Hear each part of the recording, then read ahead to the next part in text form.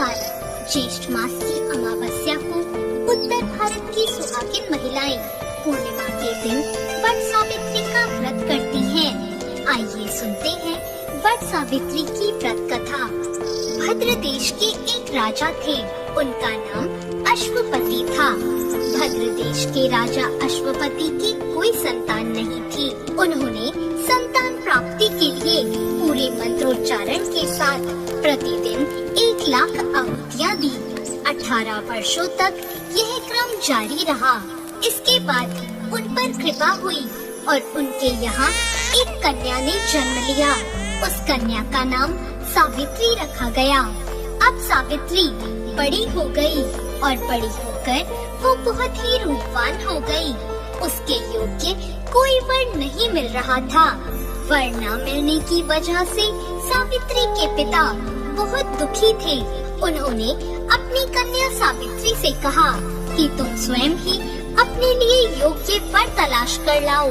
सावित्री अपने पिता की आज्ञा पाकर अपने लिए वर ढूंढने निकल गई। सावित्री तपोवन में भटकने लगी। वहाँ उसे सालव देश के राजा धुम्रसेन मिले। क्योंकि उनका राज्य किसी ने छीन लिया था, इसलिए वो वहीं रह रहे थे।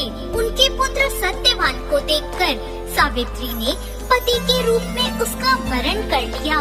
इसके बाद सावित्री घर लौट आई।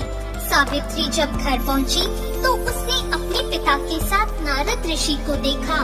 पिता के पूछने पर उसने बताया कि उसने सालव देश के राजकुमार सत्यवान को अपना पति स्वीकार कर लिया है। जब नारद ऋषि को ये बात पता चली तो उन्होंने कहा कि हे राजन, ये आप क्या कर रहे हैं? सत्यवान गुणवान है, धर्मात्मा है और बलवान भी है, पर उनकी आयु बहुत कम है। वो अल्पायु है। 1 वर्ष बाद ही उनकी मृत्यु हो जाएगी। ऋषिराज नारद की बात सुनकर अश्वपति राजा घोर चिंता में डूब गए। उन्होंने सावित्री से कहा, पुत्री, तुमने जिस राजकुमार को अपने वर के रूप में चुना है वह अल्पायु है। तुम्हें किसी और को अपना जीवन साथी बनाना चाहिए। इस पर सावित्री ने कहा, पिताजी, आर्य कन्याएं अपने पति का एक ही बार वरण करती हैं। राजा एक ही बार आज्ञा देता है और पंडित एक ही बार प्रतिज्ञा करते हैं और कन्यादान भी एक बार ही किया जाता है। सावित्री हट करने लगी और बोली, मैं सत्यवान से ही विवाह करूंगी। जब सावित्री नहीं मानी तो राजा अश्वपति ने सावित्री का विवाह सत्यवान से करा दिया। सावित्री अपने ससुराल पहुँचते ही अपने सास ससुर की सेवा करने लगी। समय बीतने लगा।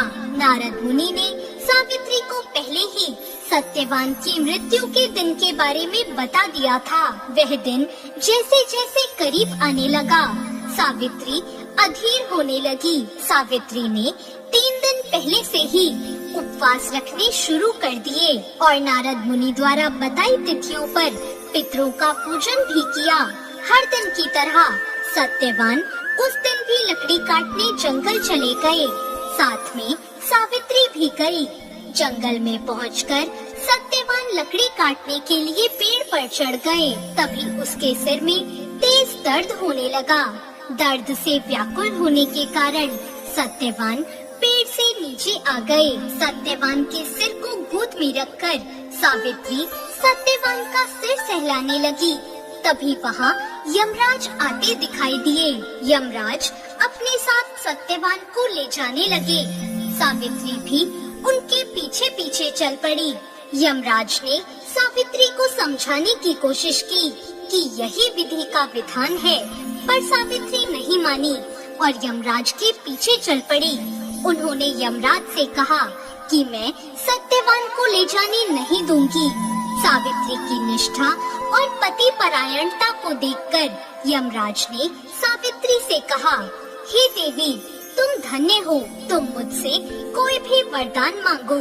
सावित्री ने कहा, मेरे सास ससुर वनवासी और अंधे हैं, आप उन्हें दिव्य ज्योति प्रदान करें। यमराज ने कहा, ठीक है, ऐसा ही होगा। जाओ अब यहाँ से लौट जाओ। लेकिन सावित्री अपने पति सत्यवान के पीछे पीछे चलती रही। यमराज ने कहा, देवी तुम वापस जाओ। सावित्री ने कहा, भगवान मुझे अपने पति देव के पीछे पीछे चलने में कोई परेशानी नहीं है। पति के पीछे चलना मेरा कर्तव्य है। सावित्री की ये बात सुनकर यमराज ने उन्हें एक और वर मांगने को कहा। सावित्री बोली, मेरे ससुर का राज्य छिन गया है, आप पुनः वापस दिला दें। यमराज ने सावित्री को यह वरदान भी दे दिया और कहा, अब तुम यहाँ से लौट जाओ। लेकिन सावित्री पीछे पीछे चलती रही। सावित्री को चलता देख यमराज ने सावित्री को तीसरा वरदान मांगने को कहा। इस पर सावित्री ने 100 संतान और सौभाग्य का वर मांग लिया। यमराज ने इसका वरदान भी सावित्री को दे दिया। सावित्री ने यमराज से कहा, प्रभु मैं एक पतिव्रता पत्नी हूँ, आपने मुझे पुत्रवती होने का, संतान का वरदान दिया है। अब आप मेरे पति को कैसे ले जा सकते हैं? यह सुनकर यमराज को सत्यवान के प्राण छोड़ने पड़े। यमराज अंतर ध्यान हो गए और सावित्री उसी वट वृक्ष के पास आ गई, जहाँ उसके पति का मृत शरीर पड़ा था और सत्यवान फिर से जीवित हो गए और दोनों खुशी खुशी अपने राज्य की ओर चल पड़े। जब दोनों घर पहुँचे तो उन्होंने देखा कि उनके माता पिता की आंखों की दृष्टि लौट आई है। इसके बाद उन्हें उनका राज्य भी वापस मिल गया। इस प्रकार सावित्री सत्यवान हमेशा सुख भोगते रहे। तो ये थी वट सावित्री व्रत कथा। इस व्रत कथा को सुनने से और व्रत करने से वैवाहिक जीवन या जीवन साथी की आयु पर आया किसी प्रकार का कोई भी संकट टल जाता है।